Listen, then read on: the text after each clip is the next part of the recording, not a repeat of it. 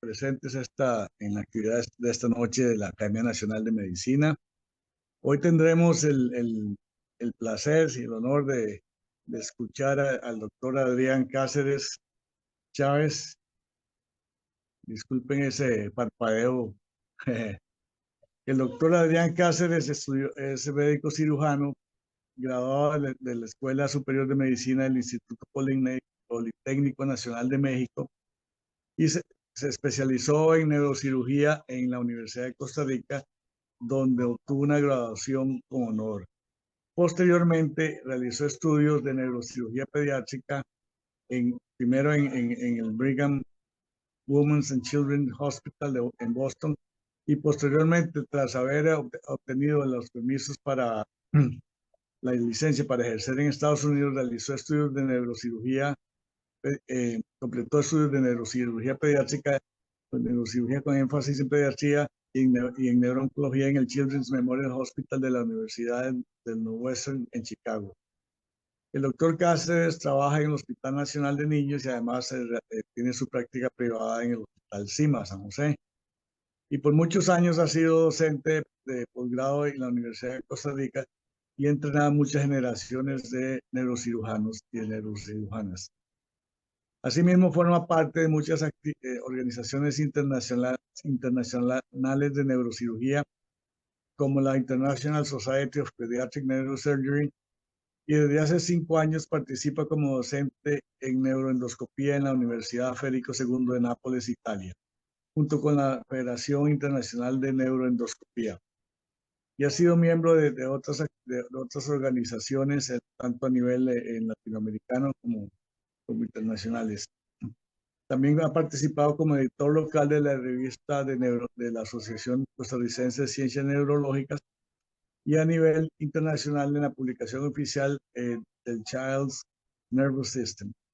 El doctor Cáceres es miembro correspondiente de la Academia Nacional de Medicina. Y esta noche nos va a conversar sobre las controversias en la definición de la vida y muerte y sus implicaciones éticas en el marco de la medicina de trasplante. Bienvenido, doctor Cáceres, y adelante, por favor. Bueno, primero que nada, darle las gracias al doctor Aristides Baltodano por su presentación. Para mí siempre es un placer participar en las actividades de la academia y espero que este conversatorio que vamos a tener el día de hoy sea de su agrado. Karen, voy a compartir mi pantalla. Adelante, doctor. ¿Me confirma si la puede ver adecuadamente? Sí, señor, así es. Bueno, entonces, muy buenas noches a todos, amigos y amigas. El día de hoy, pues quiero establecer un conversatorio para reflexionar acerca de algunos conceptos en las definiciones de lo que es la vida y la muerte, y cómo eso nos impacta y qué trascendencia tiene esto de cara con la medicina de trasplantes. Y vamos a mencionar algunas características de nuestro país. Entonces, algunas advertencias que son prudentes, ¿verdad? Que la información que hoy les voy a brindar refleja el estado de la ciencia, ¿verdad?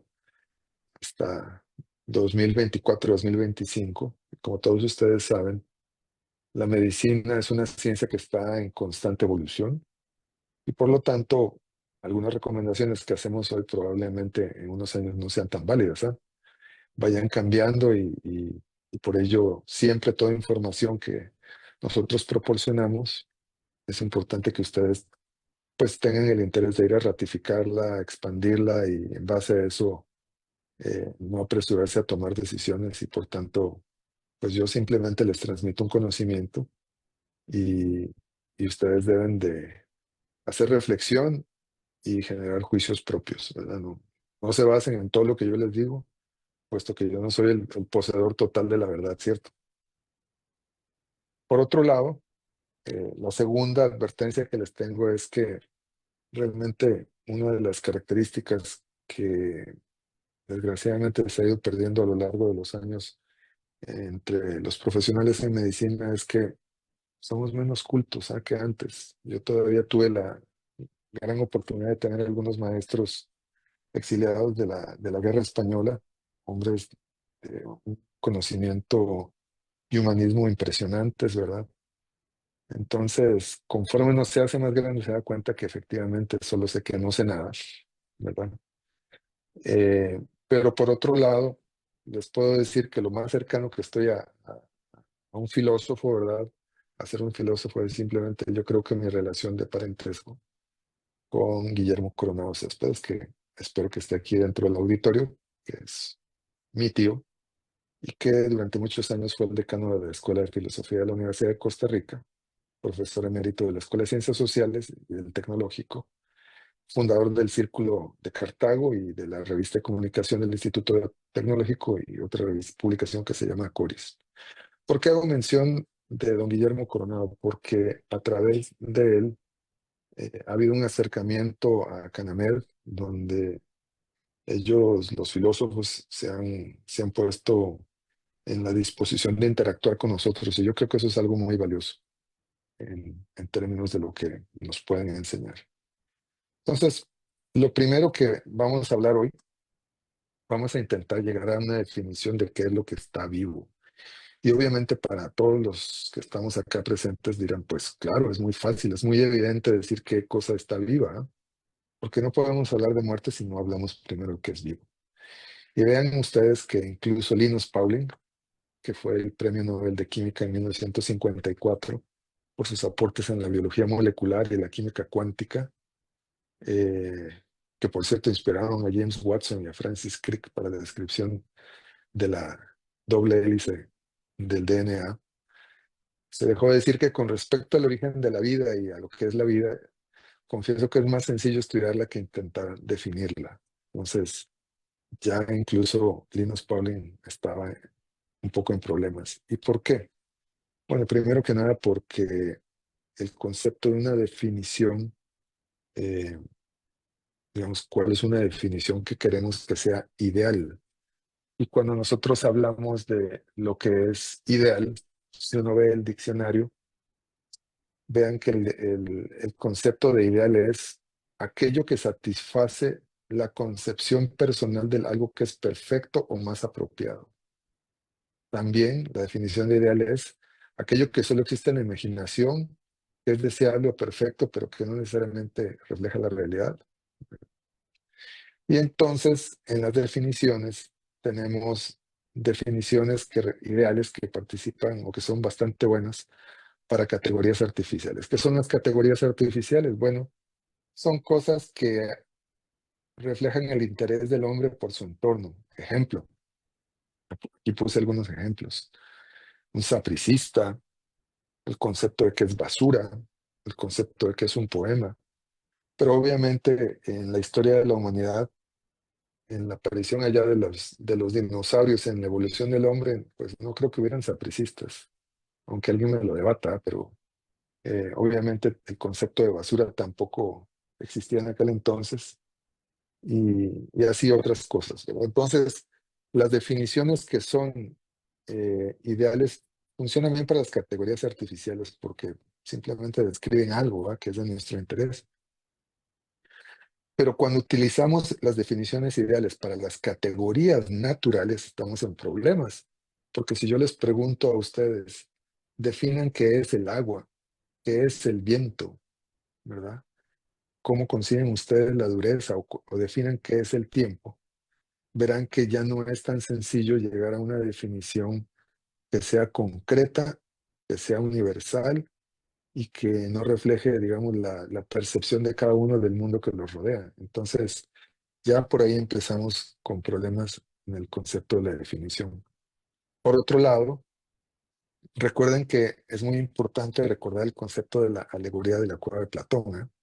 Para aquellos, les recuerdo que Platón nos marca un concepto en el cual dice que si encerramos a un grupo de personas o a una persona en una cueva, y entonces adentro de esa cueva hay un muro que divide a esa persona del mundo externo, y con una flama proyectamos imágenes, esa persona al observar esas imágenes puede hacer una serie de conjeturas, elaboraciones acerca del significado, del origen y de qué es lo que existe en esas imágenes, que la otra persona puede tratar o no de representarle en el mundo externo, ¿no? Pero si esa persona saliese de esa cueva, se toparía con que la realidad es completamente distinta. Entonces, nuestra percepción del entorno es meramente personal, individual, y muchas veces circunscrita a nuestra existencia y entorno terrenal, ¿ah?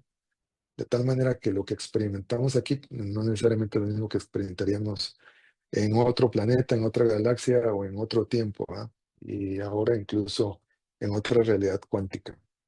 Entonces, siempre hay que recordar que nuestra percepción y cómo describimos las cosas no necesariamente es la mejor.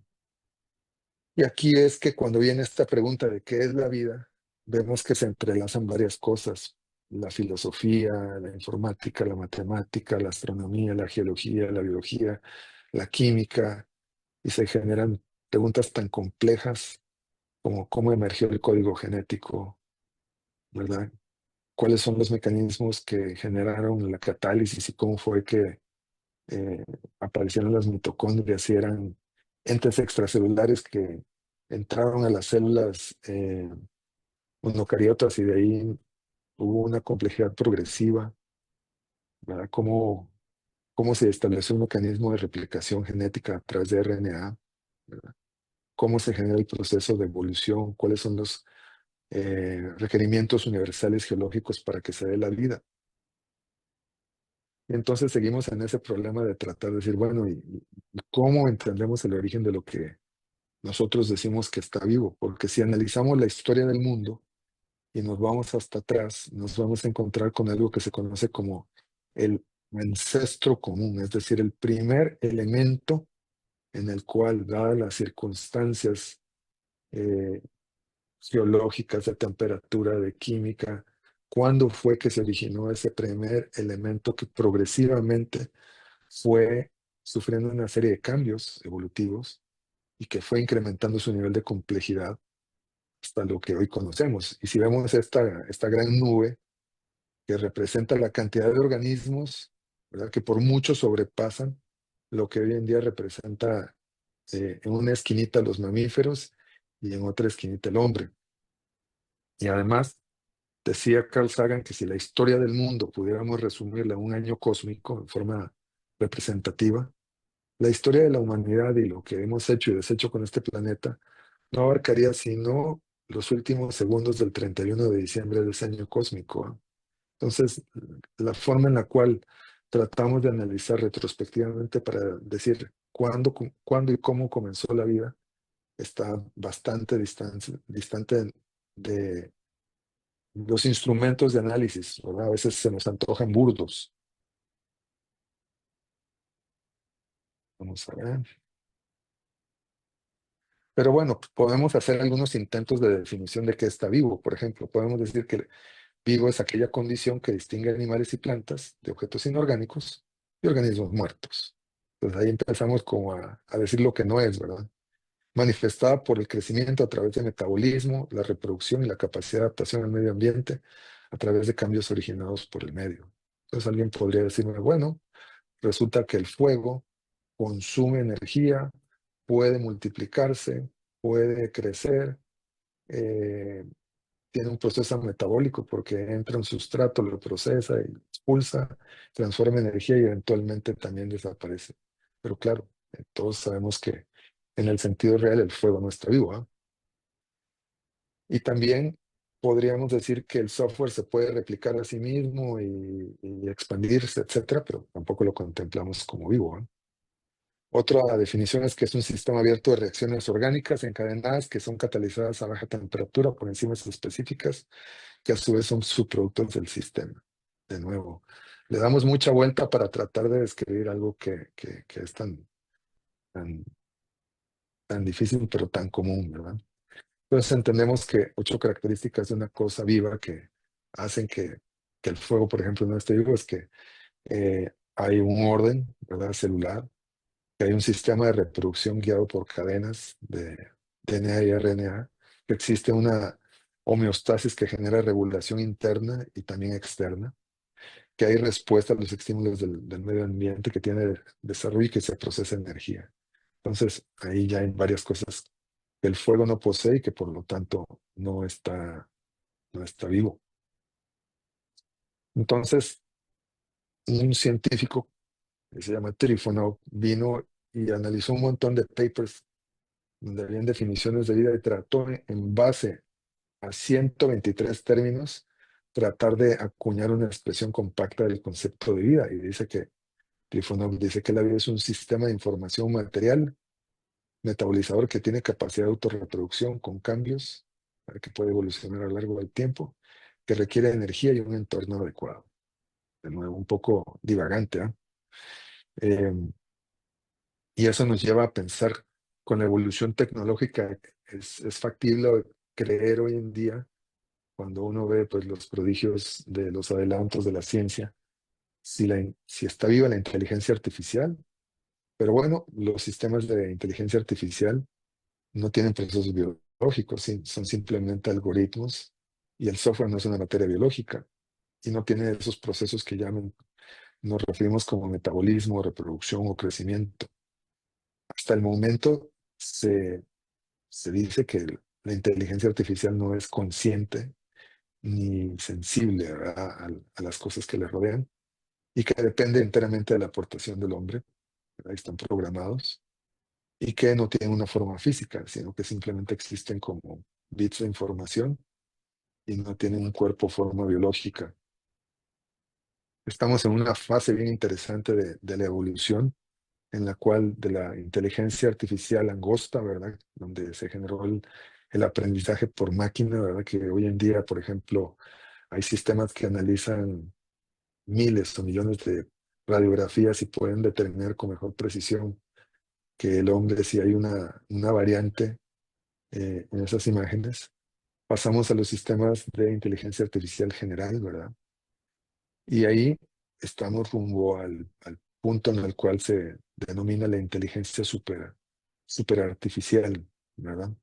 Cuando se supone que el sistema tendrá la capacidad de generar autoconciencia con inteligencia emocional, creencias, deseos, cognición. Todo esto se nos antoja a veces como un poco fantasioso, pero la ciencia nos ha demostrado otra cosa.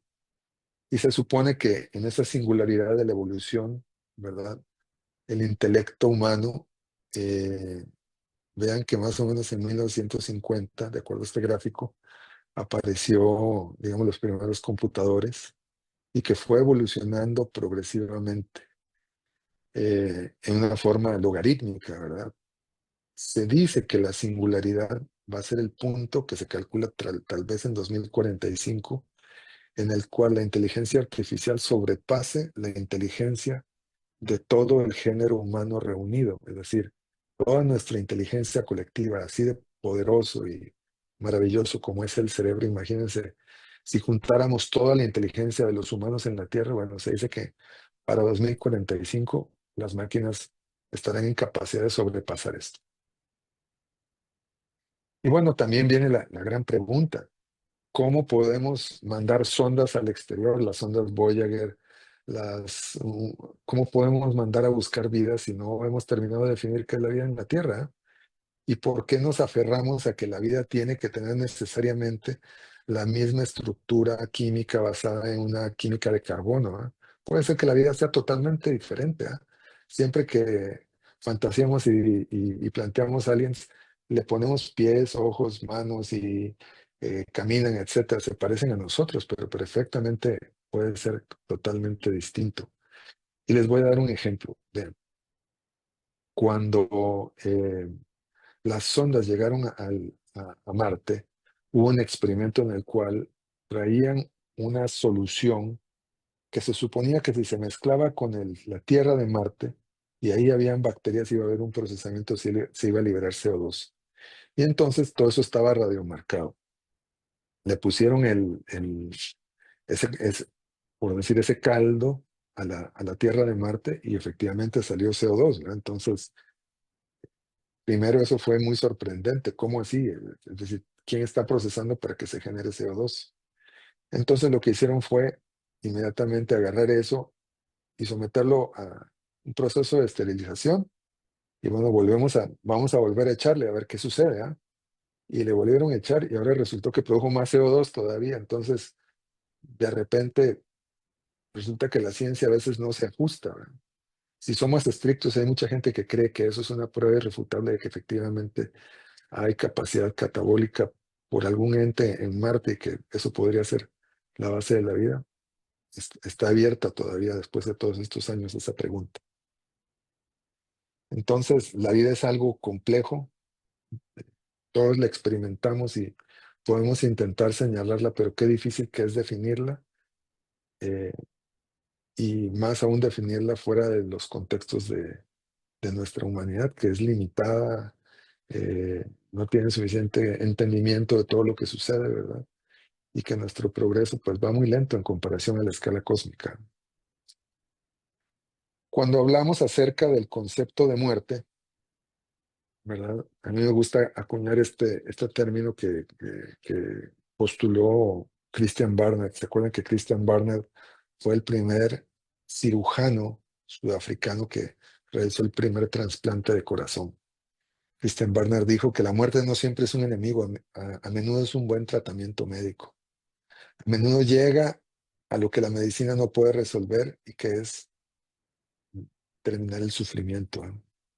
Y por ello la muerte debe ser indolora, compasiva y acogida como parte esencial del proceso de la vida. Entonces, ahora vamos a cómo la especie humana contempla el concepto de muerte, ¿verdad? Entonces, existen varias variaciones en el concepto de muerte. Uno, como un proceso final, ¿verdad? Nos morimos, chan chan, se acabó todo, listo, ¿ah? Somos nihilistas. Se acabó el tiempo finito que tenemos en la Tierra, se desintegra todo el proceso biológico, ahí se acabó. Pero resulta que históricamente al hombre nunca le ha gustado esa idea, ¿eh? Siempre le ha gustado pensar que no está solo y que va a trascender, ¿verdad? Que de alguna manera el tiempo prestado aquí es útil, ¿eh? Y entonces hablamos de que hay un proceso de transición, ¿verdad? Con una división del binomio cuerpo y alma, ¿verdad? Y esa alma generalmente se va a otra dimensión que nadie puede señalar, pero que está ahí, ¿verdad? Y generalmente es para seguir conviviendo, ¿verdad? A nadie le gusta quedarse solo, ¿eh? Nos vamos para otro lugar donde nos encontramos otros seres humanos que están en el mismo trance o otras deidades, pero es decir, la fiesta no se acabó aquí, ¿verdad? Seguimos de aquel lado, allá seguimos interactuando. Y bueno, existe la gente budista que piensa que nos reinsertamos, que volvemos en diversas formas en el género animal o en diversas castas humanas de acuerdo al orden social, y que de acuerdo a lo que hagas en esta vida y cómo te comportes con los demás y con tu entorno y con los animales, bueno, ahí la ruleta vuelve a girar y puede que no te vaya tan bien, ¿eh? O que te vaya mejor, ¿eh? Y bueno, la gente del Shinto cree que al morir nos reintegramos al medio ambiente, ¿verdad? Que volvemos a la esencia de la naturaleza. Todas estas son ideas filosóficas con expresiones muy bellas en la cultura de tantas manifestaciones históricas, ¿verdad? Ahora, por otro lado, eh, resulta que a veces pensamos que la muerte es un evento cataclísmico, y cuando uno ve los cuadros de Peter Bruegel y de otros pintores flamencos, siempre vemos que la muerte está ahí presente para infligirnos dolor, que alcanza a todos los géneros sociales, que no respeta condición humana, ¿verdad? Y los que trabajamos en medicina sabemos que efectivamente la vida es algo bien, bien frágil, ¿eh? Pero de estas concepciones de la Edad Media de la muerte, pasamos a algo bien interesante, ¿verdad? Entonces, resulta que hay varios conceptos en los cuales, de acuerdo a la creencia del hombre, uno no está del todo muerto. Y el primer ejemplo que ven allá en aquella esquina son los revenants. Revenant en francés significa el que regresa. Entonces hay varios entes descritos en el medioevo que volvían, ¿ah? Para saldar cuentas. Posteriormente, ya con la aparición del romanticismo literario, pues aparecen figuras clásicas como Drácula, ¿verdad? Que no muere. También Frankenstein, ¿verdad? Armado a punta de pedacitos, ¿verdad? Y más recientemente ese concepto que apasiona a mucha gente que es la idea del zombie, ¿ah? Ese que se enfermó y no está muerto y está como suspendido y tiene como intenciones nefastas para con los demás, ¿verdad? Entonces existen ahí manifestaciones curiosas de la muerte. Ahora, eh, los ritos mortuarios son un fenómeno bien interesante. Eh, Vean aquí esta foto que me encontré. ¿Se acuerdan de la funeraria de Montesacro? Hoy en día ya no existe allá en San Pedro. Pero lo curioso es que después de morir, siempre existía esa duda de si habrá muerto de veras o estará en trance, ¿ah? Y entonces, vean que desde la época de los romanos existe algo que se llamaba el conclamatio. El conclamatio era ahí en el lecho de muerte, llegaban y pronunciaban el nombre de uno 3 veces para ver si uno abría los ojos y se despertaba, ¿ah? No estaba muerto, andaba de parranda, o no estaba muerto y simplemente se está haciendo o está sumido en un profundo sueño. Y producto de eso aparece en, en la literatura ese concepto, por ejemplo, en el cuento aquel de Edgar Allan Poe, el extraño caso del señor Valdemar, o por ejemplo, Enterrado Vivo, esa creencia de que a veces no nos morimos del todo, ¿verdad? Que estamos en un estado de catalepsia, decían, o de narcolepsia profunda, en el cual incluso iban y enterraban a la gente y días después despertaban. Entonces, curiosamente, la idea de los hogares funerarios es que hay que, por lo menos unos 2 o 3 días, hay que estar viendo al muerto, ¿ah? No sea que realmente no esté muerto y se despierte, ¿ah? Y vean que es la base de cuentos como Blancanieves y La Bella Durmiente, ¿ah? Gente que está dormida ahí por periodos largos de tiempo que parece que están muertos, pero no lo son, ¿verdad? Esto se filtró en el imaginario de la gente y no es sino con la aparición del siglo de las luces y la revolución de las ciencias que en este caso Javier Bichat, ¿verdad? Y el padre de la patología moderna, que es Rudolf Virchow, comienzan a establecer las bases de la medicina anatomopatológica y forense. Y no es sino hasta 1836 que se requiere que por primera vez un médico certifique la muerte y la asiente en un registro no religioso, porque hasta ese entonces el que nacía y el que moría pues estaba únicamente en los registros parroquiales, ¿ah? Y en 1874 se establece por primera vez el acta de registro de nacimientos y muertes en Inglaterra.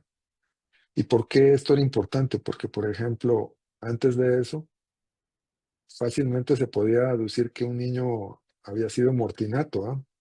Y no necesariamente eso correspondía a la realidad de las cosas. O que fulano había muerto en causas extrañas y simplemente alguien llegaba y declaraba cuál era la causa. Entonces la participación del médico viene y le comienza a dar esa trascendencia.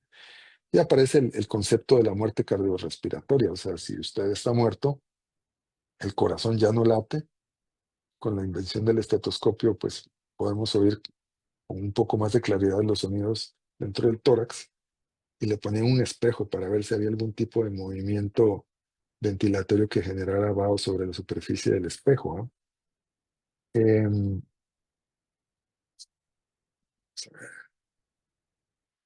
y son las casas del Parlamento los que empiezan a marcar las pautas. Sin embargo, es bien interesante que incluso hasta 1918, en algunos lugares de Francia se requería que si usted quería certificar que alguien estaba muerto, tenía que hacer una arteriotomía. Y si no había flujo arterial, bueno, hacer una prueba inequívoca de que el corazón estaba detenido, que los fluidos estaban detenidos y que la persona estaba muerta. Entonces, en base a que, bueno, somos falibles y que es difícil, a veces si nos equivocamos, entonces tenía que haber una sistematización de cómo declarar lo que está muerto, ¿ah? Y Harvey Cushing, como padre de la neurocirugía y de las ciencias neurológicas, empieza a entender los procesos de lo que le pasa al cerebro que hacen que finalmente se genere una lesión que es parte del entorno de la muerte del individuo, ¿ah? Que el flujo sanguíneo es esencial para el mantenimiento del cerebro, que es un órgano de tremenda importancia. Hans Berger viene y inventa la electroencefalografía y me parece que es una de las formas en las cuales comenzamos a ver que hay actividad eléctrica dentro de la cráneo. Y luego, posteriormente, con la sofisticación de las medidas de resucitación y de reanimación, Molaret y Goulon por primera vez describen el concepto de coma de passé, es decir, un paciente que está en un coma del cual no se puede revertir y en el cual no hay respuestas neurológicas adecuadas. Es un cuadro un poco complejo en el cual vemos esa elaboración de progresos e hitos en la medicina moderna, en cómo comenzamos a entender el concepto de qué era lo que regía la conciencia y las funciones mentales superiores, y cómo de la mano de eso empieza el trasplante de órganos. Posteriormente aparecen los criterios del comité de la Escuela Médica de Harvard en 1968, en el cual se establece que la muerte encefálica es una falta de respuesta, ¿verdad?, a los estímulos, ausencia de movimientos y respiración, ausencia de reflejos del tallo cerebral, un electroencefalograma isoeléctrico y con una exclusión de hipotermia e intoxicación medicamentosa. Entonces, posteriormente a esto viene el concepto de la muerte cerebral total, ¿verdad? Se dice que el concepto de muerte cerebral total dice que tiene que haber una destrucción de todo el encéfalo, es decir, los hemisferios, el tallo, el cerebelo, y esto lo dice James Bernat a la comisión del presidente de 1981. Y entonces se asume que el cerebro, como gran integrador, en el momento que hay ausencia de ese funcionamiento, hay una pérdida de la hemostasia y por lo tanto una muerte secundaria. Esto lleva a la postulación del acta de determinación uniforme de muerte, que dice que muerte implica el cese irreversible de las funciones respiratorias y circulatorias, es decir, esa integración de los criterios de respiración y circulación, y cese irreversible de todas las funciones cerebrales, incluyendo el tallo cerebral. Entonces, pues eso pareciera como muy evidente, ¿ah? Sin embargo, viene este gran eticista que es Alan Schumann y publica el concepto, empieza a hacer una serie de publicaciones que hoy en día son clásicos de la bioética, y dice que el concepto de muerte encefálica es una conclusión en la búsqueda de una justificación para la medicina de trasplantes. Entonces, que nos ha quedado muy fácil acomodarlo así, porque, número uno, es imposible que todas las células de todo el cerebro se mueran en su totalidad, que hay muchas personas que se les muere gran parte y sigue funcionando el organismo, ¿ah? De ahí que viene el siguiente concepto, que es la muerte cerebral total. En esta, ¿qué es lo que sucede? Bueno, uno, que sabemos que el electroencefalograma plano para fines prácticos, y mis colegas neurólogos lo saben, es imposible. Primero que nada, el ambiente de la UCI está rodeado de monitores, gente, tránsito, etc. Y luego, número dos, aún en ausencia de flujo sanguíneo cerebral, existen cúmulos de neuronas que de tiempo en tiempo todavía disparan. Entonces, eso del EEG perfecto, digamos, uno ajusta el filtro como para no ver la bulla, pero es casi imposible. A veces hay ausencia de respuestas de muchos núcleos que ya vamos a ver, pero todavía hay integridad de sistemas como de respuestas auditivas evocadas.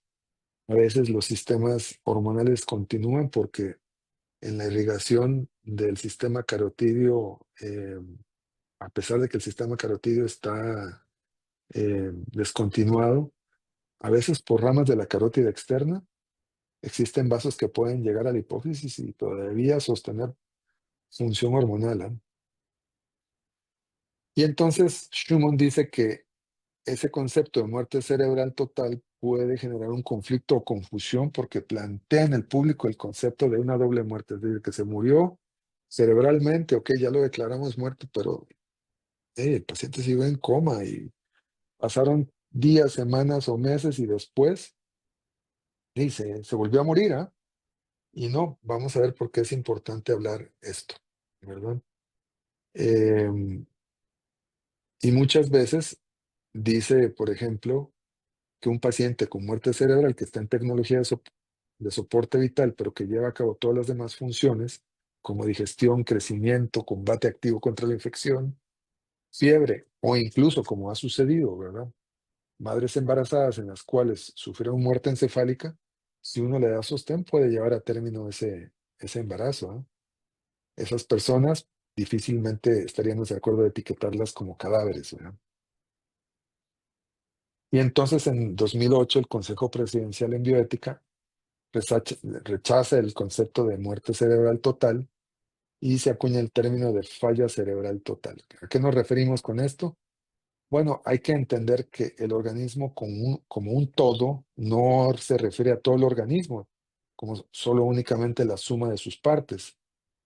Es decir, que el organismo puede tolerar la pérdida de algunas y a veces muchas partes sin morirse, ¿ah? Y que un organismo completo es, con la pérdida del organismo como un todo, es un conjunto de subsistemas sin interrelación o propósito común. Y posteriormente Robert Biach, en el 93, otro gran bioeticista, viene y formula la formulación del funcionamiento cerebral superior. Y dice que primero tiene que haber una lesión de la corteza y luego del tallo que produce primero muerte de la persona como, con la muerte de la persona hay muerte en el contexto legal, moral, social y legal. Y secundariamente hay una muerte del organismo, que establece una diferencia entre la existencia física y social. Y entonces Haleb y Brody vienen y articulan el concepto de algo tan complejo que a los filósofos les ha costado tanto acuñar, o es una pregunta: ¿qué es el concepto de la mente? ¿Cómo definimos la mente? Y existen teorías y nos cuesta mucho, ¿ah? Pero sí sabemos que la ciudadanía, los derechos y los valores son atributos de la persona y no del cuerpo, ¿ah? Entonces, esto implica una pérdida permanente de la interacción social y probablemente si tenemos a alguien quien ha tenido una muerte en la cual la corteza se ha perdido y también se ha perdido el gran integrador que es el tallo cerebral, bueno, es moralmente obligatorio y permisible suspender la administración de comida, fluidos y medicinas, a menos que exista un interés superior, como en el ejemplo que les di, de la mujer embarazada. Por lo tanto, es inapropiado referirse a estos cuerpos como que viven en vez de que estén simplemente vivos, ¿cierto? Y por lo tanto, vivir no equivale a estar vivo, como morir tampoco equivale a estar muerto, ¿eh? Entonces, aquí es muy importante y les voy a enseñar este slide, es un poco complejo, pero voy a tratar de resumirlo, que hay una gran diferencia entre lo que contemplamos como lo que es humano y lo que es una persona.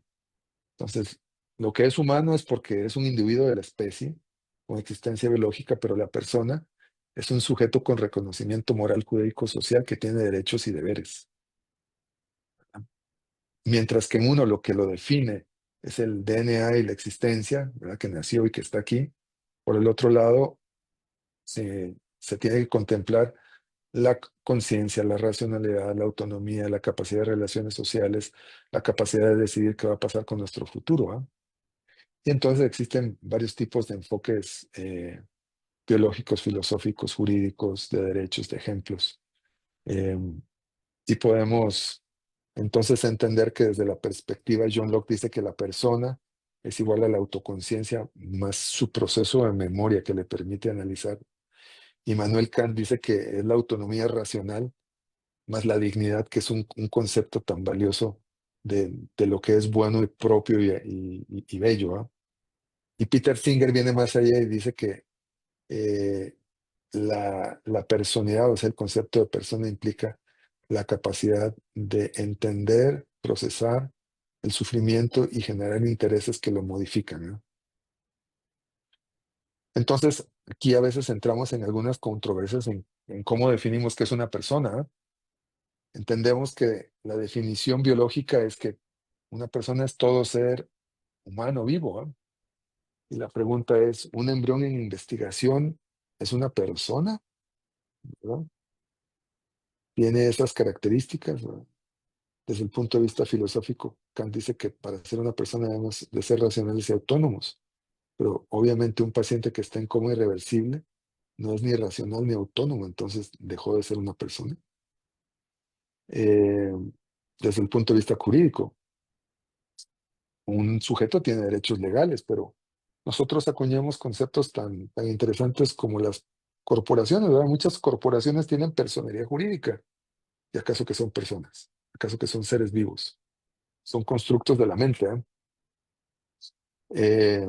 Y también se dice que la persona tiene capacidad de sentir y manifestar intereses, y entonces a veces hay gente que cuestiona si los animales tienen esa capacidad. Nos gustaría pensar que sí, pero no tenemos forma de demostrarlo, ¿ah? O humanos discapacitados profundamente si todavía tienen esa capacidad. Y aquí llegamos a un elemento bien interesante. El feto es una persona jurídica. Yo sé que esto es un tema de gran debate, ¿ah? Desde la posición de persona, implicaciones, ¿verdad? Lo interesante es desde cuándo tiene conciencia, es autónomo y tiene funciones mentales superiores, desde que son un cigoto, cuando es un embrión, cuando es un feto, cuando ya es un niño formado, ¿verdad? Entonces, desde el punto de vista de provida, gente dice que es una persona desde que se concibe, ¿eh? Y que entonces tiene un derecho a la vida fetal que está por encima de la autonomía materna. La gente que está pro-choice puede decir que persona es una persona que tiene autonomía y conciencia, pero que también la implicación es que uno puede decir sobre el cuerpo y sobre los procesos que están aconteciendo dentro de él. Y entonces, como ustedes saben, hoy en día está muy en debate Wade y Rogue, que dice que la Constitución no define al feto como persona. ¿Por qué? Porque cuando se acuñó el concepto de constitución, todos estos aspectos no se habían estudiado, que por tanto la personalidad jurídica inicia al nacer. No hay ley que lo avale, ¿ah? Entonces, hay una bioética de conflicto. El feto tiene derechos independientes que pueden estar por encima a los intereses de la madre, sí o no. Y más aún, si existe ese concepto de autonomía en el cual el Estado puede obligar a gestar un feto porque lo protege. Estas son preguntas complejas. Yo no me inclino ni por una ni por otra porque esto es un tema que requiere mucho estudio. Y luego viene entonces Christopher Fallis en el 79 y acuña el concepto de muerte del tallo cerebral. Se da cuenta de que tanto el concepto de apnea como el coma residen en el tallo y que el mesencéfalo es el nodo crítico de información. Este es el diagrama que a mucha gente le da terror de la Escuela de Medicina, de cómo están organizados los núcleos sensitivos y motores en el tallo cerebral. Pero en la muerte del tallo cerebral puede haber islotes de corteza que están funcionando. Sin embargo, sabemos a través de los estudios, vean, estos unos estudios bellísimos de tractografía, que la conciencia, los elementos que nos permiten estar despiertos, atentos al medio e interactuar con él, residen dentro del tallo. Por tanto, si se pierde el tallo, pues se pierde esta capacidad. Y vean aquí en este estudio de tractografía la integración de todas las áreas corticales, todas prácticamente pasan en algún punto a través del tallo. Entonces se pierde el tallo, se pierde ese fenómeno de integración. Eh, y vean, por ejemplo, entonces aquí viene un ejemplo, un niño con hidranencefalia. Estos son chicos que durante su gestación sufrieron oclusión por múltiples causas, no lo vamos a discutir ahora, que comprometen la irrigación de ambos hemisferios y que únicamente quedan ahí los tálamos abajo y algunos islotes. Entonces la pregunta es, nada de esa estructura, primero, no hay mucha corteza ahí, ¿eh? Lo que quedó de corteza está desconectado del tallo, de tal manera que aunque hubiera algún grado de funcionamiento, no hay integración. Entonces, bajo ese concepto podemos decir que un neonato con hidranencefalia no puede adquirir la condición de persona porque no tiene la capacidad de integración. Y esto es un tema de gran controversia. ¿Por qué? Porque cuando vemos un chico en nuestros salones, nos encontramos un bebé así, ¿ah? Que, como tiene tallo cerebral, succiona, respira, se mueve, El tallo sigue funcionando, pero allá arriba está así, ¿ah? Y si lo comparamos con un anencéfalo, ¿cuál es la diferencia entre este y este? Básicamente que uno tiene bóveda, pero allá adentro es exactamente lo mismo. Pero vean qué interesante y qué curioso la percepción del ser humano como, digamos, cómo nos reflejamos. Probablemente mucha gente, si yo les digo que ese bebé no tiene cerebro allá adentro y que lo mejor que le puede es, porque nunca va a tener una existencia provechosa, nunca va a poder interactuar, etcétera, que sería lo mejor es que fallezca rápidamente, mucha gente probablemente va a estar en contra de esa postulación. Pero si les enseño me dicen, sí, sí, que se muera, es una monstruosidad. Entonces, nuestra percepción del ser humano impacta mucho nuestras apreciaciones. Voy a apurarme porque yo hablo mucho y el tiempo se empieza a estirar. Pero bueno, vean ustedes que también es importante establecer la diferencia entre el concepto de la muerte encefálica más otros estados de conciencia que se parecen, pero que no son como el estado vegetativo persistente, el coma o los síndromes de enclaustramiento. Y bueno, todo esto tiene una implicación legal, ¿verdad? Porque como ya lo vimos atrás, nosotros tenemos que certificar y entender bien qué es lo que estamos analizando. Entonces, en nuestro país existe una concepción dentro de la ley de trasplantes, que es la ley número 9222, y que fue aprobada en el 2014 y que regula todo lo que viene con la donación y trasplante en el país. Y en la ley, lo transcribo en forma verbatim, dice que muerte es el cese irreversible de las funciones circulatorias y respiratorias, perdón, el cese irreversible de las funciones del cerebro completo, incluyendo las del tallo cerebral. ¿Qué otras cosas dice esta ley, por ejemplo? Dice, por ejemplo, que el personal de salud encargado de la extracción y trasplante de órganos y de tejidos no pueden participar en el proceso de petición de órganos. Y dice muchas otras cosas. Vale la pena leer la ley. Y también dice que la muerte encefálica, de nuevo, esto es verbatim, debe ser certificada por un médico neurólogo o neurocirujano en compañía de un médico tratante y un profesional en medicina que funjan como testigos. ¿Ok? Muchas veces pues lo hacemos así, llega el neurocirujano, el neurólogo y le pone la nota, ¿va? Pero hay que tener un testigo, ¿va? Y de nuevo, el criterio clínico, esto es la ley, ¿verdad? Hay que hacer un test de apnea. Los exámenes clínicos, dice acá que deben de ser hechos por 2 médicos especialistas distintos, con un mínimo de 6 horas entre el primero y el segundo examen en los adultos, con mucha brevedad en los niños. También dice que la utilización de las pruebas complementarias como el electro, el Doppler o el angiotac se hacen en caso de que haya una duda diagnóstica, no son sine qua non. Podemos establecer el criterio desde el punto de vista clínico una vez que hemos descartado las causas reversibles y que se debe de seguir un protocolo y respetar el consentimiento informado y que debe documentarse con la firma de ambos médicos. Y también dice que debe haber un periodo de observación que va a variar dependiendo de la edad. Esta ley nos dice que hay donación tácita, es decir, que la ley contempla que todos estamos de acuerdo con donar nuestros órganos, con excepción de los menores de edad y personas que sean declaradas como incapaces que requieren un consentimiento de la familia. También la ley dice que aquel que no desee donar tiene que ir e inscribirse en un registro nacional de no donantes que se hace tanto en línea o personalmente en el Ministerio de Salud. Y que esa objeción, bueno, ustedes pueden cambiar de opinión. Para establecer el concepto de muerte cerebral en Costa Rica no se ocupa gran tecnología, se ocupan cosas que están disponibles prácticamente que en cualquier centro. El requisito es tener una causa que explique el deterioro neurológico, como una lesión cerebral tan severa como esta, excluir que haya factores como la hipotermia, la hipotensión, fármacos neurodepresores, trastornos metabólicos severos o bloqueo neuromuscular, y saber que efectivamente hay medicamentos que tienen vidas medias muy largas y que hay que esperar a que se vayan para poder establecer el concepto de muerte encefálica. Algunos de los ejemplos, vean aquí, el tiempo mínimo de espera para alguien que está con Propofol son 24 horas.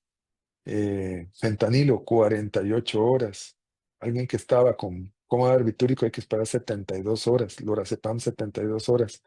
Gente que estaba bajo efecto de diazepam tiene una vida media tan larga que hay que esperar, según esto, hasta 4 y 5 días. Y estas son cosas que muchas veces pues no se manejan bien. La escala de coma de Glasgow, que tiene que estar en 3, obviamente sin respuestas de la corteza ni del tallo cerebral.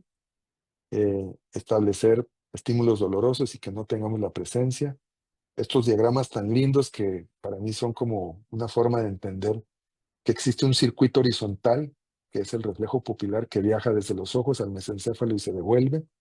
Y luego hay un circuito vertical que surge en el hipotálamo, viaja a través del tallo, llega prácticamente hasta T1 y T2 y se devuelve de regreso en la cadena simpática que se funde en sus ganglios y de ahí entra con la carótida y regresa. Tenemos 2 loops con solo ver a la pupila para entender si el sistema está intacto en forma transversal como vertical. Y de nuevo, existen otras pruebas que establecemos como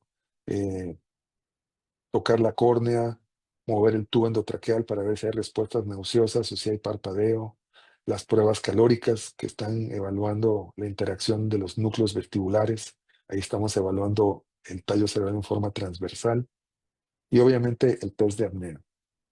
Cada una de estas tiene una metodología particular, probablemente la más importante es realizar un test de apnea en forma adecuada. Y bueno, luego vienen las famosas pruebas complementarias como el electro, o muchas veces ven en esta angiografía no hay flujo sanguíneo intracerebral, o un estudio de radionúcleos donde no hay perfusión intracraneal, o de SPECT, como este otro. Entonces, un poco para ir aterrizando, me parece muy válido venir y entender lo que dijo Robert Bies sobre la muerte cerebral. La muerte cerebral no siempre equivale a una muerte biológica completa, ¿verdad? Hay una definición pluralista que dice Biach que a cada persona hay que permitir que cada persona elija los criterios neurológicos o cardiopulmonares para decir si es como me defino como muerto. Y ya van a ver por qué dice esto Biach. También tiene que haber un respeto a la diversidad porque hay diferentes valores culturales, religiosos y éticos en la definición de la muerte, ¿eh? Cada vez que yo veo una de esas pacientes guainíes en el hospital de niños, fuera de la unidad de cuidados intensivos, me imagino el choque cultural tan grande que tiene que haber entre el entorno en el que ella convive día a día y su realidad inmediata rodeada de todas esas máquinas. ¿Sabes? Es como si a nosotros nos metieran un platillo volador, ¿eh? Que bueno, que tiene que haber un consentimiento informado para que apoye el criterio de muerte en base a la decisión del paciente o la familia, especialmente en el contexto de donación de órganos. Esta es cómo ha ido evolucionando a lo largo del tiempo todos estos conceptos. Y entonces es bien interesante que regresamos al concepto de muerte por arresto cardiorrespiratorio. Estos 3 últimos slides que les voy a presentar, abusándome un poco del tiempo, es para que entiendan cómo a veces en otros países se puede analizar de una forma paralela y ética un concepto y utilizarlo. Entonces, se dice que la muerte encefálica es una visión médica y social y que definir la muerte solo por la función cerebral puede ser muy reduccionista y no contempla la dignidad corporal. Y o sea, abre una brecha entre la visión médica y la percepción pública y que muchas veces el cerebro muerto se asocia con la muerte, pero no siempre se percibe como el fin total de la vida. Entonces aparece este concepto de donación después de la determinación circulatoria de muerte.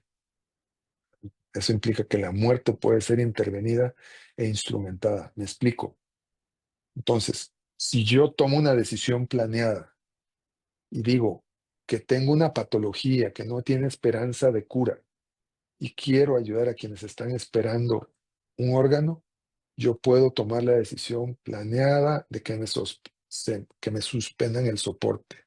Nótese que en Costa Rica la ley no contempla estos incisos, pero en otros países, si estoy irremediablemente enfermo y me voy a morir, yo puedo decidir que me suspendan, ¿verdad? Y que tomen mis órganos. Y entonces los pacientes son pronunciados como muertos basados en el criterio de arresto circulatorio, ¿verdad? Entonces, ¿qué implica eso? Usted le para el soporte, el paciente entra en arresto por un periodo variable, lo declara muerto y inmediatamente comienza a tomar los órganos.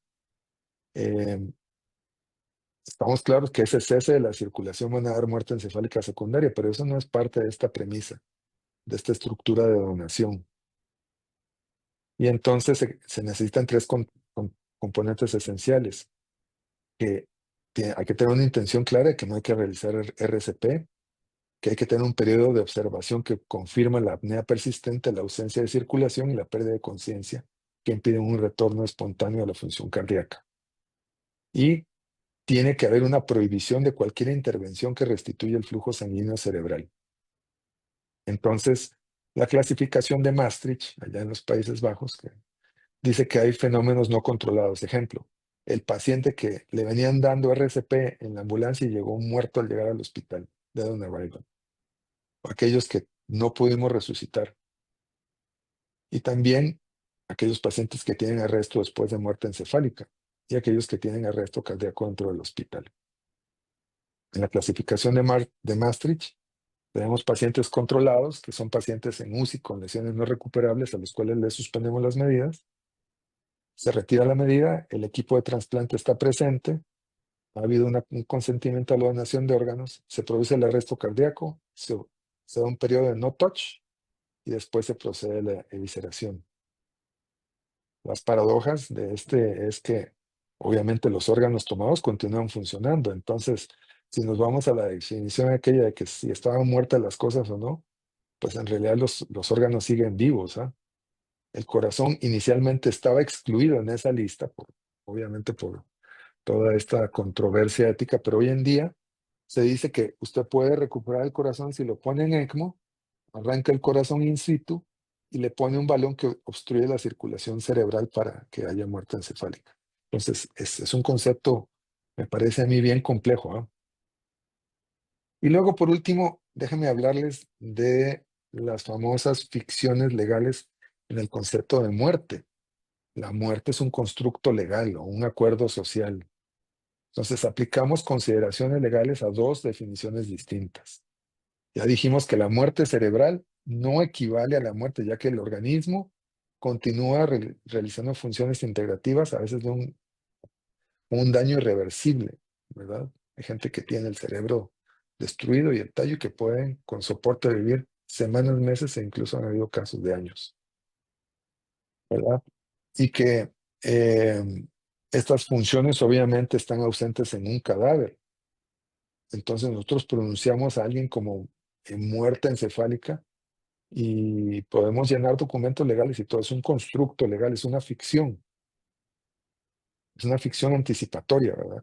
Considerar que algo que está a punto de suceder ya ha acontecido, porque en la donación con corazón batiente se espera de 2 a 5 minutos en asistolia, ¿verdad? Y no necesariamente es irreversible, porque claro, le pusimos el corazón y que está esperando el trasplante y el corazón vuelve a latir, ¿ah? Y entonces ponemos en duda ese concepto.